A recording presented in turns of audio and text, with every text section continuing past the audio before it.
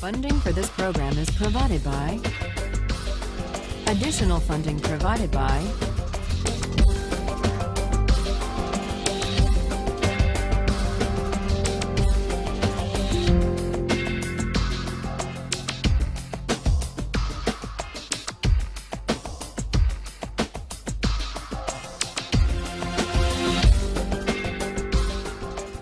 We turn to Aristotle after examining theories, modern theories of justice, that tried to detach considerations of justice and rights from questions of moral desert and virtue. Aristotle disagrees with Kant and Rawls. Aristotle argues that justice is a matter of giving people what they deserve. And the central idea of Aristotle's theory of justice is that in reasoning about justice and rights, we have unavoidably to reason about the purpose or the end or the telos of social practices and institutions. Yes, justice requires giving equal things to equal persons, but the question immediately arises in any debate about justice, equal in what respect? And Aristotle says we need to fill in the answer to that question by looking to the characteristic end or the essential nature or the purpose of the thing we're distributing. And so we discussed Aristotle's example of flutes, who should get the best flutes, and Aristotle's answer was the best flute players. The best flute player should get the best flute because that's a way of honoring the excellence of flute playing. It's a way of rewarding the virtue of the great flute player. What's interesting, though, and this is what we're going to explore today, is that it's not quite so easy to dispense with teleological reasoning when we're thinking about social institutions and political practices. In general, it's hard to do without teleology when we're thinking about ethics, justice, and moral argument. At least that's Aristotle's claim, and I would like to bring out the force in Aristotle's claim by considering two examples. One is an example that Aristotle spends quite a bit of time discussing, the case of politics. How should political offices and honors, how should political rule be distributed? The second example is a contemporary debate about golf and whether the Professional Golfers Association should be required to allow Casey Martin, a golfer with a disability, to ride in a golf cart. Both cases bring out a further feature of Aristotle's teleological way of thinking about justice, and that is that when we attend to the telos or the purpose, sometimes we disagree and argue about what the purpose of a social practice really consists in, and when we have those disagreements, part of what's at stake in those disagreements is not just who will get what, not just a distributive question, but also an honorific question. What qualities, what excellences of persons will be honored? Debates about purpose and telos are often, simultaneously, debates about honor. Now let's see how that works in the case of Aristotle's account of politics. When we discuss distributive justice these days, we're mainly concerned with the distribution of income and wealth and opportunity. Aristotle took distributive justice to be mainly not about income and wealth, but about offices and honors. Who should have the right to rule? Who should be a citizen? How should political authority be distributed? Those were his questions. How did he go about answering those questions?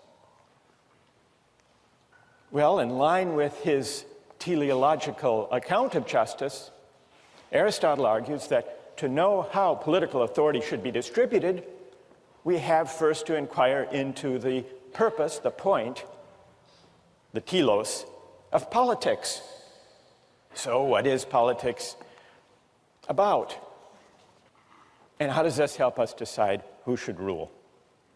Well, for Aristotle, the answer to that question is, politics is about forming character, forming good character. It's about cultivating the virtue of citizens. It's about the good life.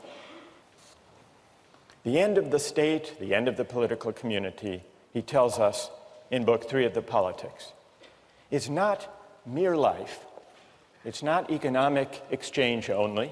It's not security only. It's realizing the good life. That's what politics is for, according to Aristotle. Now, you might worry about this. You might say, well, maybe this shows us why those modern theorists of justice and of politics are right. Because remember, for Kant and for Rawls, the point of politics is not to shape the moral character of citizens. It's not to make us good. It's to respect our freedom to choose our goods, our values, our ends, consistent with a similar liberty for others. Aristotle disagrees. Any polis which is truly so called, and is not merely one in name, must devote itself to the end of encouraging goodness. Otherwise, political association sinks into a mere alliance. Law becomes a mere covenant, a guarantor of men's rights against one another, instead of being, as it should be, a way of life such as will make the members of a polis good and just. That's Aristotle's view. A polis is not an association for residence on a common site, or for the sake of preventing mutual injustice and easing exchange, Aristotle writes. The end and purpose of a polis is the good life, and the institutions of social life are means to that end. Now, if that's the purpose of politics, of the polis, then Aristotle says we can derive from that the principles of distributive justice, the principles that tell us who should have the greatest say, who should have the greatest measure of political authority. And what's his answer to that question? Well, those who contribute the most to an association of this character, namely an association that aims at the good, should have a greater share in political rule and in the honors of the polis. And the reason is they are in a position to contribute most to what political community is essentially about.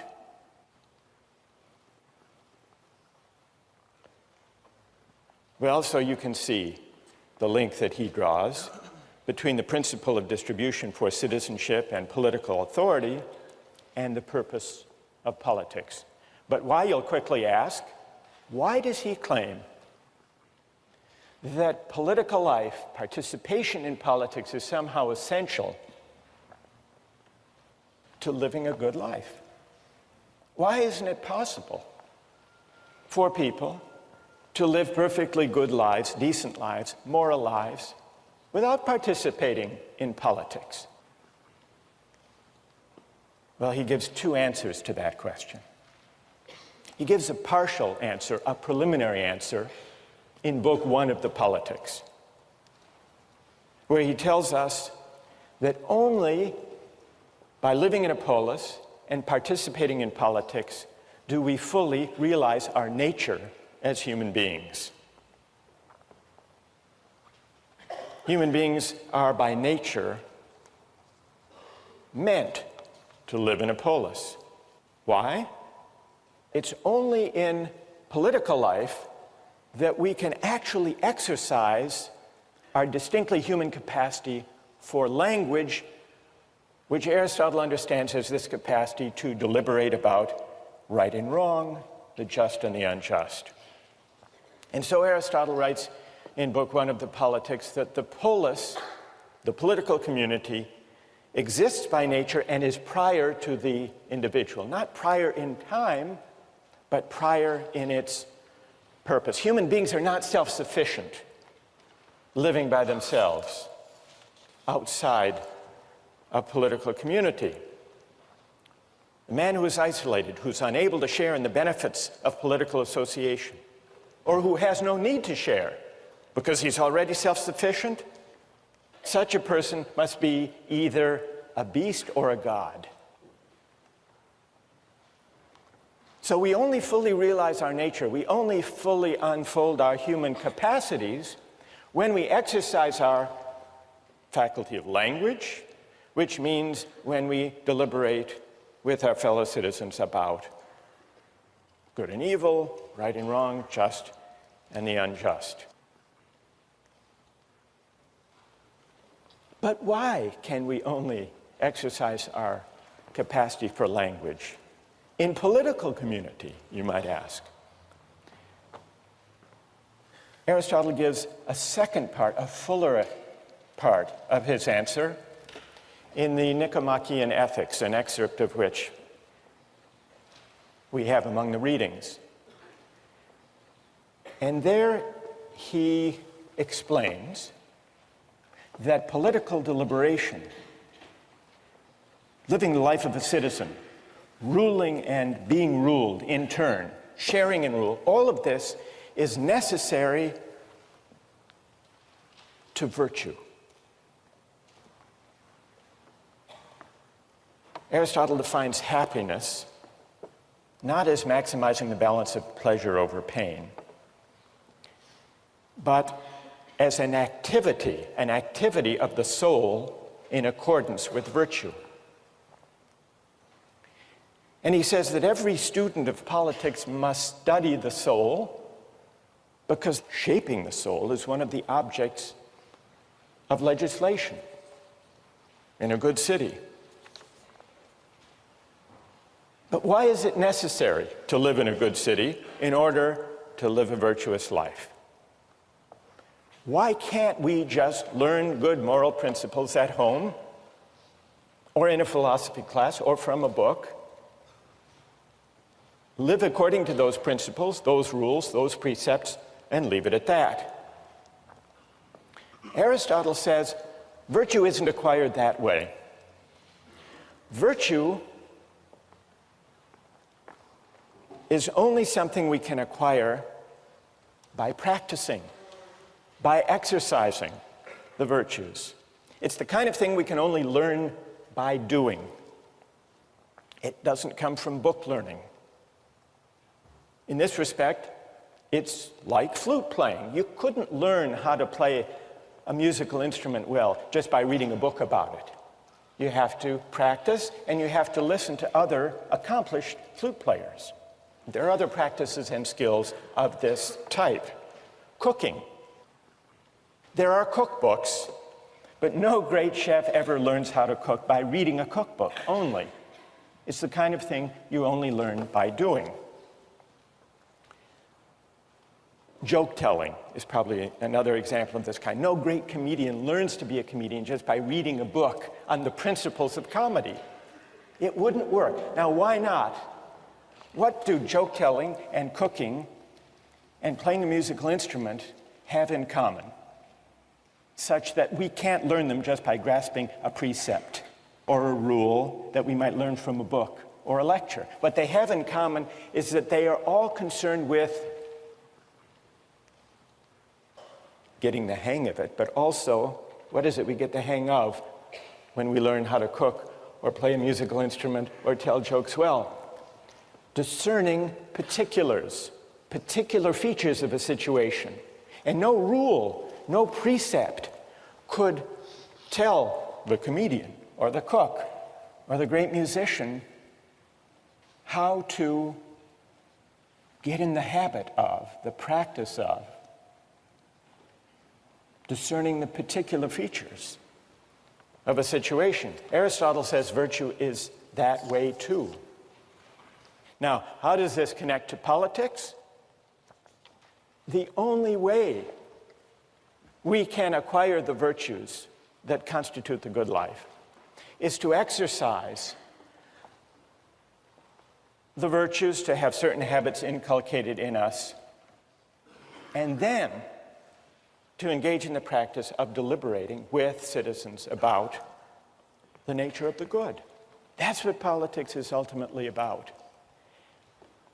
The acquisition of civic virtue, of this capacity to deliberate among equals, that's something we couldn't get living a life alone outside of politics.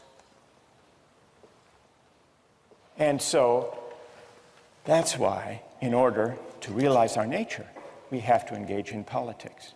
And that's why those who are greatest in civic virtue, like Pericles, are the ones who properly have the greatest measure of offices and honors. So, the argument about the distribution of offices and honors has this teleological character, but also an honorific dimension. Because part of the point of politics is to honor people like Pericles. It isn't just that Pericles should have the dominant say because he has the best judgment and that will lead to the best outcomes, to the best consequences for the citizens. That's true, and that's important. But a further reason people like Pericles should have the greatest measure of offices and honors and political authority and sway in the polis is that part of the point of politics is to single out and honor those who possess the relevant virtue, in this case civic virtue, civic excellence, practical wisdom, to the fullest extent. That's the honorific dimension bound up with Aristotle's account of politics. Here's an example that shows the link in a contemporary controversy, the link to which Aristotle draws our attention between arguments about justice and rights on the one hand, and figuring out the telos, or the purpose of a social practice, on the other. Not only that, the case of Casey Martin and his golf cart also brings out the link between debates about what the purpose of a social practice or a game is, on the one hand, and the question of what qualities should be honored on the other. The link between teleology and honor-based principles of distributive justice. Who was Casey Martin? Well, Casey Martin is a very good golfer, able to compete at the highest levels of golf, but for one thing. He has a rare circulatory problem in his leg that makes it very difficult for him to walk. Not only difficult, but dangerous. And so he asked the PGA, which governs the Pro Tour in golf, to be able to use a golf cart when he competed in professional tournaments. The PGA said no, and he sued under the Americans with Disabilities Act. He sued in a case that went all the way to the United States Supreme Court. The question the Supreme Court had to answer was, does Casey Martin have a right that the PGA allow him to use the golf cart on the tour, or not? How many here think that, from a moral point of view, Casey Martin should have a right to use a golf cart? And how many think that he should not have a right to a golf cart in the tournaments? So the majority are sympathetic to Casey Martin's right, though a substantial minority disagree. Let's first hear from those of you who would rule against Casey Martin. Why would you not say that the PGA must give him a golf cart? Yes. Since the inception of golf, because it's been part of the sport, it's now intrinsically part of golf, walking the course. And thus, because it's intrinsic to golf, I'd argue that not being able to walk the course is just not being able to perform an aspect of the sport which is necessary to performing at a professional level. Good. Stay there for a minute. What's your name? Tommy. Are you a golfer, by the way, Tom? Not so much, but yeah, a little bit. Are there any golfers here? I mean, real golfers? Thank you, Professor. That was... No. I'm just taking your word for it. Who are there? Is there someone here on the golf team? Yes? Tell us your name and tell us what you think. My name is Michael, and I usually take a cart, so probably the probably the wrong person to ask. Is that why your hand went up slowly when I... Yes. All right. But Tom is saying, Tom said a minute ago that at least at the professional level, walking the course is essential to the game. Do you agree? I would, yes. You do? Then why do you take a cart? And you call yourself a golfer? No, no. I'm kidding. What do you say to that? When I have walked a course, it does add tremendously to the game. It makes it a lot harder, it really does. Yeah? All right, let's hear, Michael and Tom, stay there. Let's hear from people who say that he should have a right to a golf cart. Why? Who's prepared to defend that position? Yes. Well, I think the PGA should definitely be required to give him a golf cart because they argue in the decision that it's not just a matter of he's not experiencing fatigue. For him, he's still walking about a mile. The cart can't go everywhere with him. And in that mile, he's still experiencing more fatigue and pain than a healthy player would. So it's not as if you're removing the disadvantage. What's your name? Riva. Riva, what do you say to Tom's point that walking the course is essential to the game? It would be as if a disabled player could play in the NBA but not have to run up and down the court. Well, I think there are two responses to that. First, I don't think it's essential to the game because most golfers who play, particularly recreationally, don't play with a cart. Like and Michael. Michael. And right. On several of the tours, you can play with a cart. On the Senior PGA Tour, on the Nike Tour, in a lot of the college events, and those events are just as competitive and just as high level as the PGA Tour. So really, it's just a matter of selective reasoning if you argue that it's an important part of the sport. But even if it is, he still does have to walk. He still plays golf standing up. It's not as if he's playing golf from a wheelchair. All right. Who else? Go ahead. I think the whole point of a competition is that it calls out the best, from the second best or from the third best. And when we're talking about the national level, we're talking about, the highest of the highest. And I think what they're arguing about here is the purpose of competition. And I think in the sake of competition, you can't change the rules. So the purpose of the competition includes walking. That's an essential, you agree with Tom. And what's your name? David. The Supreme Court ruled that the PGA did have to accommodate Casey Martin. And they did it on grounds that Riva mentioned, that walking isn't really an essential part of the game.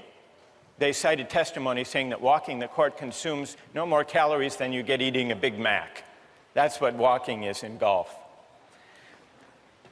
According to the majority, Scalia was in dissent. Justice Scalia agreed with David. He said, there is no purpose It's not, and it's certainly not for courts to try to figure out the essential purpose of golf. Golf, like any game, is strictly for amusement. And if there's a group that wants to have one version of the game, they can have that version of the game. And the market can decide whether people are amused and like and show up for that and watch the television broadcasts. Scalia's dissent was an anti-Aristotelian dissent. Because notice two things about the argument. First, we're thrust into a discussion about what the essential nature or purpose or telos of golf really is. Does it include walking? And here's something I think is rumbling beneath the surface of this debate. Whether walking partly determines whether golf is really an athletic competition. After all, the ball sits still. You have to put it in a hole. Is it more like basketball, baseball, and football, golf, an athletic competition? Or is it more like billiards? The ball sits still there, too. You can be out of shape and succeed. It involves skill, but not athletic skill. Could it be that those professional golfers who excel at golf have a stake in golf being honored and recognized as an athletic event, not just a game of skill like billiards? And if that's what's at stake, then we have a debate about the purpose, the teleological dimension, and also a debate about honor. What virtues, really, does the game of golf honor and recognize? Two questions to which Aristotle directs our attention. We'll continue on this case next time.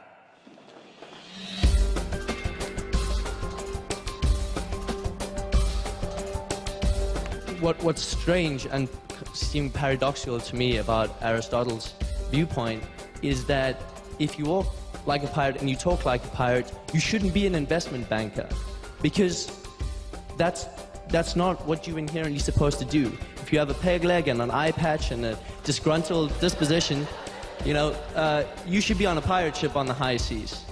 So he doesn't. Some would say the distinction between the two vocations is not as clear as you suggest. When we ended last time, we were talking about whether Casey Martin has a right to ride in a golf cart in the PGA tournaments. And it's worth remembering how we got into this debate and what's at stake for an understanding of political philosophy. Remember, we were looking at Aristotle's theory of justice, and one way of describing his approach to justice, we've called it teleological. Teleological because he says to allocate rights, we first have to figure out the purpose or the end of the social practice in question. Another way of describing Aristotle's account of justice is that justice is for him a matter of fit. It's a matter of fitting persons with their virtues and excellences to the appropriate roles. Now, I want to finish our discussion about Casey Martin and his claim for a golf cart, and then go back to one more consequential application in Aristotle, namely the question of slavery. What do you think about Casey Martin's request? Should there be an accommodation or not, given the nature of the game and of the tournament and its purposes? Isn't it discrimination if he's not provided the golf cart as an accommodation, say some? Others reply, no, if he got a cart, it would be unfair to the other golfers because they exert themselves, become winded, fatigued, walking the course. That's where we left it. What about the fairness argument? Okay, Jenny. My question was, why doesn't the PGA just make the option of a cart available to all golfers? From our readings, I learned that there are many golf tournaments other than the PGA where using a cart is not prohibited, and for something like the seniors tournament, it's even allowed and encouraged. So why doesn't the PGA just do that? Let everybody use a cart. Or give everyone the option of using a cart and let them pick. So the traditionalists can say, well, I still choose to walk the course, but I do that knowing that I will be more tired at the end than the people who took the cart. Good. All right, so what about Jenny's solution? For the sake of fairness, don't give Casey Martin an advantage, if indeed there is an advantage to riding in a cart. Let everyone who wants to use a cart. Is everyone happy with that solution? Does it put to rest this whole dilemma? Who has an answer for Jenny? Yes. As was brought up last time, if you do that, you kind of ruin some of the spirit of golf, as a lot of people like to see it, if you let everybody take a cart. Even though it gives everybody the same playing field now, it sort of makes golf less of an athletic game, like you pointed out last class. It's just like if someone decides to go into another sport and they want an advantage, like if you have swimming, and then you say, okay, he wants flippers, so why don't we just allow everyone to have flippers during swimming? And what would that do to the Olympic swimming competition if people were free to use? Jenny, and here we better let Jenny reply to this. Da says it would sort of spoil the spirit of the athletic competition, as if in Olympic swimming you let anyone who wanted to swim with flippers. All right, Jenny, what do you say to Da? It would spoil the spirit of it.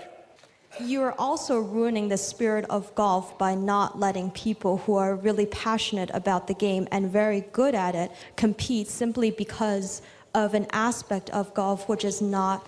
The main point of golf is you use this club to make strokes and hit it into a hole. I'm sorry, I'm not a golfer, but that's basically the gist of the game from what I see it. And I was reading the PGA versus Casey Martin decision. That was one of the sentences that they said is because walking the course is not an inherent part of golf, only swinging the club is. Good. So Jenny replies to Da, well, it isn't really essential anyhow to walk the course. So we're back to the purpose.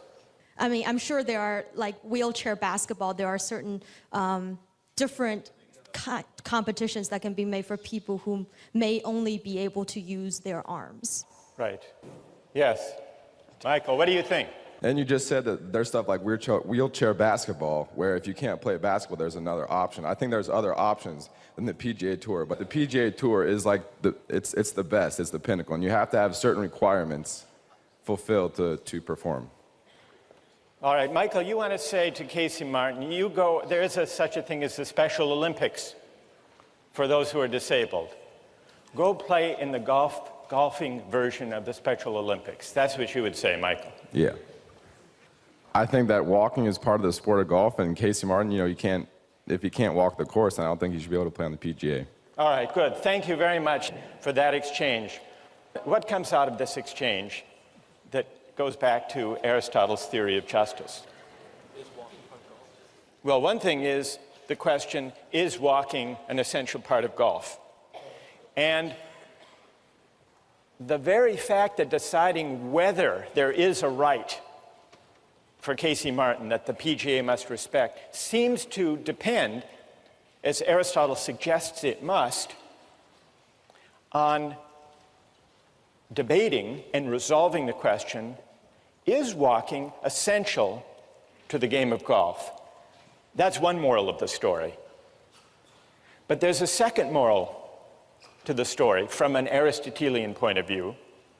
What's at stake here, this is the second Aristotelian stake in this debate, is honor. Casey Martin wants the accommodation so that he can compete for the honor of winning the best tournaments. Now, why is it that the professional golfers, the great golfers, testified in this case, Jack Nicklaus, Tom Kite, in the readings, against letting them use a cart, and they, I suspect, would be equally vehement, Jenny, in opposing your suggestion of letting everyone ride a cart and this goes back in a way to Da's point, how to put this gently. Professional golfers are sensitive about whether their sport is really a sport.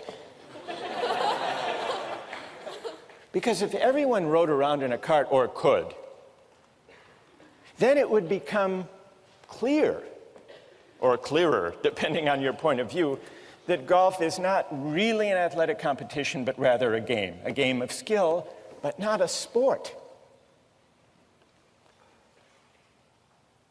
And so not only the question of debating the purpose, the teleological feature, but also from the standpoint of viewing debates about the purpose of golf, what's essential to golf, those debates, Aristotle suggests, inevitably are also debates about the allocation of honor. Because part of the purpose of golf is not just to amuse spectators. Scalia is wrong about that. From Aristotle's point of view, it's not just to provide entertainment. It's not just to make people happy. It's not a mere amusement. It's honoring, it's rewarding, it's recognizing a certain kind of athletic excellence. At least those who have achieved the highest honors have a powerful stake in maintaining that view. Now, some of you took the position, the Scalia position. This is an incredibly difficult and silly question, Scalia said. What is the essential nature of golf? It's not the kind of thing that the United States Supreme Court is equipped to decide or should decide. That's Scalia. But he only says that because he takes a very strong, and as it happens, anti-Aristotelian position on what a game is. It is the very nature of a game to have no object, no point, except amusement, says Scalia. That is what distinguishes games, he says, from productive activity. You can just imagine what kind of sports fan Scalia must be. And so he says it's impossible to say that any of a game's arbitrary rules is essential. And then he quotes Mark Twain's disparaging remark about golf. He says, many consider walking to be the central feature of golf. Hence, Mark Twain's classic criticism of the sport, a good walk spoiled. But Scalia misses an important feature of games and the arguments about rights and fairness that arise from games when he casts games, sports, athletic competitions as solely for the sake of amusement, as solely a utilitarian activity.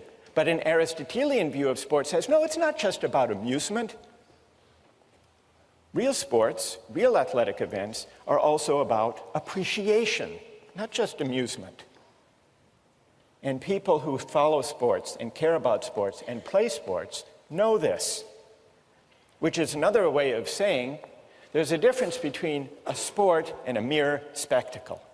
And the difference is that a sport is a practice that calls forth and honors and prizes certain excellences, certain virtues, and the people who appreciate those virtues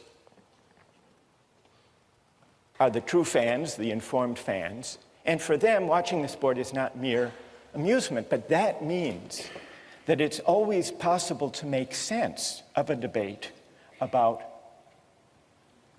what feature of a sport is essential to it. We can make sense of these arguments. Never mind the question whether the court should decide. The PGA, in its own internal deliberations, can make sense of that debate, which is why they cared very much about their view, insisting on their view, that walking and exertion and fatigue are essential, not peripheral parts of sport. Well, this is all to illustrate the teleological and the honorific feature of debates about rights, which Aristotle says we need to take account of in thinking about justice. Now, I want to begin for us to consider whether Aristotle's theory of justice is right or wrong, whether it's persuasive or unpersuasive. And I want to get your thoughts about that. But I want to anticipate one obvious and important objection. If justice is about fitting persons to roles, matching virtues to the appropriate honors and recognition, if that's what justice is, does it leave room for freedom? And this is one of the main objections to Aristotle's teleological account of justice.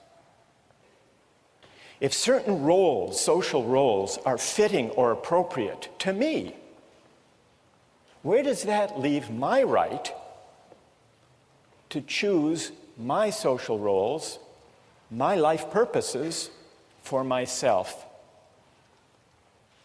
What room does teleology leave for freedom? And in fact, you may remember, Rawls rejects teleological accounts of justice because he says that teleological theories of justice threaten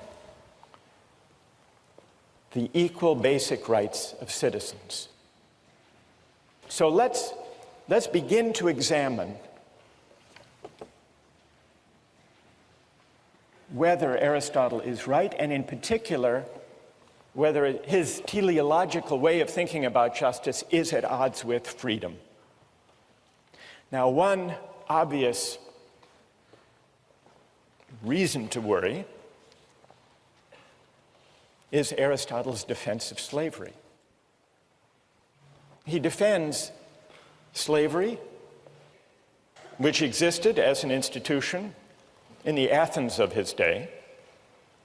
Well, what is his defense of slavery?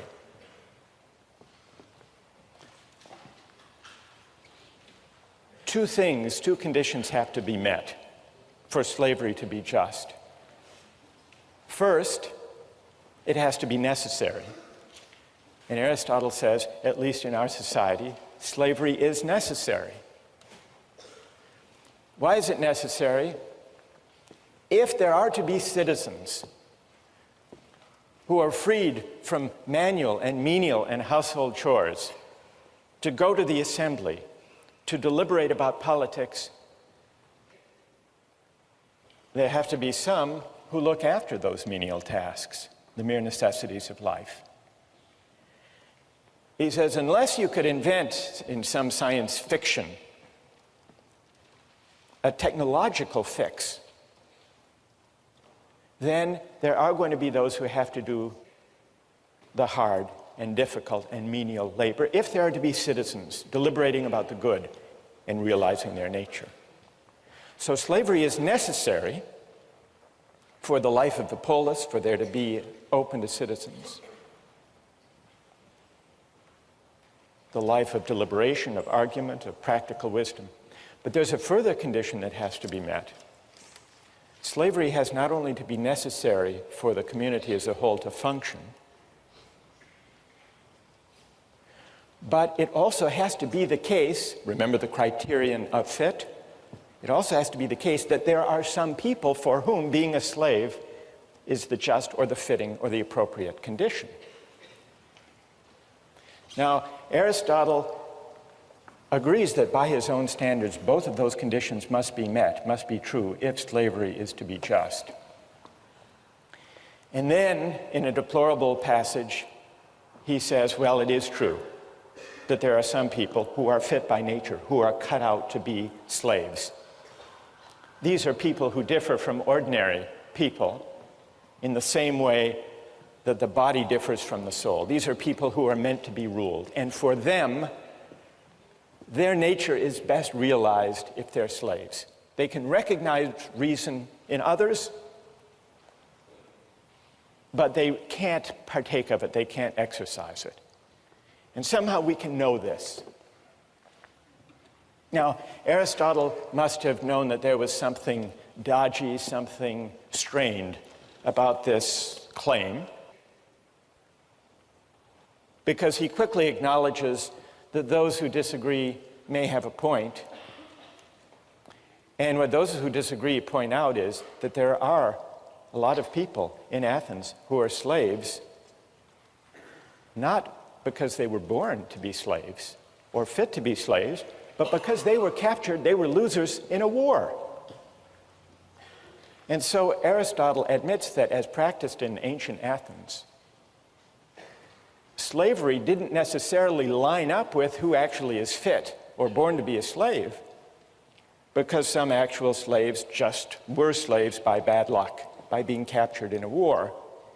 And on Aristotle's own account, even if it's necessary to have slavery for the sake of citizenship, it's unjust if people who aren't properly slaves are cast in that role. There is a misfit.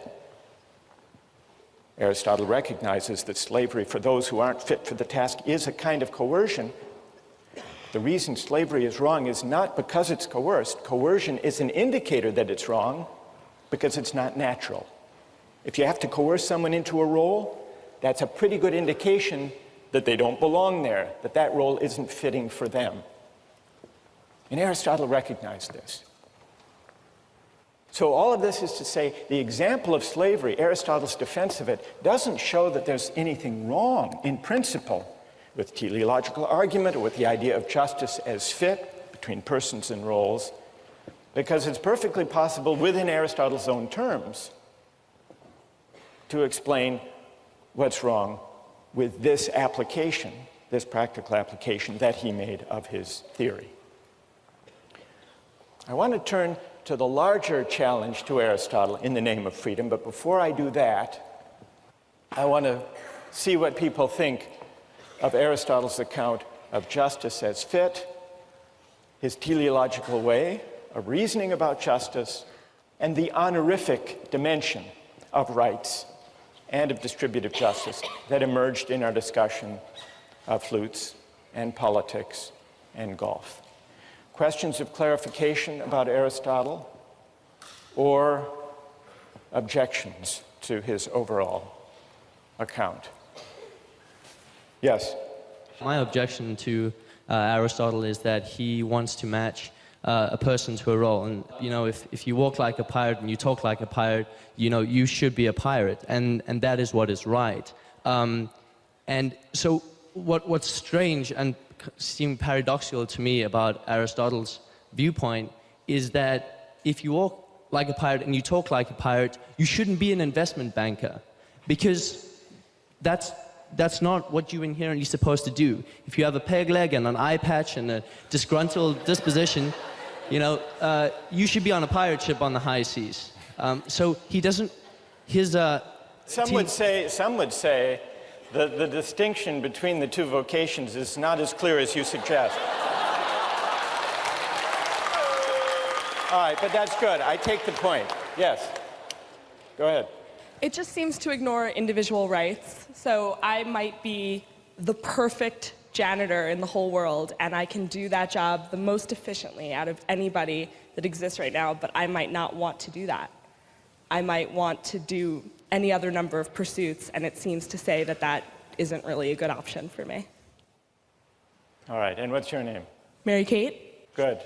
All right, let's take a couple more. Yes? I think that the golf cart exchange sort of brought up what I see as my main objection to this theological mode of reasoning. I mean, Michael, I think that was your name, right? Believes that walking is an inherent part of golf. Myself, I believe that walking is not an inherent part of golf. And I feel that no matter how long we debate this particular point of contention, we're never going to reach an accord. The theological framework of reasoning, I believe, doesn't really allow us to come to any sort of agreement. All right, and what's your name? Patrick.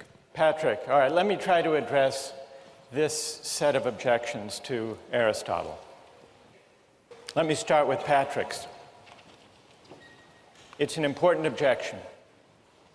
We had a debate about whether walking is essential to golf, and even in so seemingly trivial, or at least contained a case as that, we couldn't agree. How can we possibly hope to agree when the stakes are higher and when we're debating the fundamental purposes or ends of political community? And so if we can't agree on what the ends or the goods of our shared public life consist in, how can we base justice and rights on some notion of what the end or the purpose or the good consists in? That's an important objection, so much so that much modern political theory takes that worry about disagreement over the good as its starting point and concludes that justice and rights and constitutions should not be based on any particular conception of the good or the purposes of political life, but should instead provide a framework of rights that leaves people free to choose their conceptions of the good, their own conceptions of the purposes of life. Now, Mary Kate said, what if a person is very well suited to having a certain role, like the role of being a janitor, but wants something else, wants to reach higher, wants to choose another way of life? So that goes back to this question about freedom. If we take our bearing as persons from roles that are said to fit our nature, shouldn't it at least be up to us to decide what those roles are? In fact, shouldn't it be up to us to define what roles are suitable to us? And that's going to take us back to the confrontation between Aristotle on the one hand and Kant and Rawls on the other. Kant and Rawls think Patrick has a point. They say precisely because people disagree in pluralist societies about the nature of the good life, we shouldn't try to base justice on any particular answer to that question. So they reject teleology. They reject the idea of tying justice to some conception of the good. What's at stake in the debate about teleology, say Rawlsian and Kantian liberals, is this. If you tie justice to a particular conception of the good, if you see justice as a matter of fit between a person and his or her roles, you don't leave room for freedom. And to be free is to be independent of any particular roles or traditions or conventions that may be handed down by my parents or my society. So in order to decide as between these two broad traditions, whether Aristotle is right or whether Kant and Rawls are right, we need to investigate whether the right is prior to the good, question one, and we need to investigate what it means to be a free person, a free moral agent. Does freedom require that I stand toward my roles, my ends, and my purposes as an agent of choice, or as someone trying to discover what my nature really is? Two big questions, and we'll take them up next time.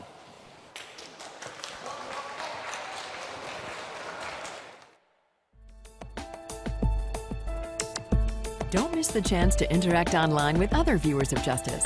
Join the conversation, take a pop quiz, watch lectures you've missed, and learn a lot more. Visit justiceharvard.org. It's the right thing to do.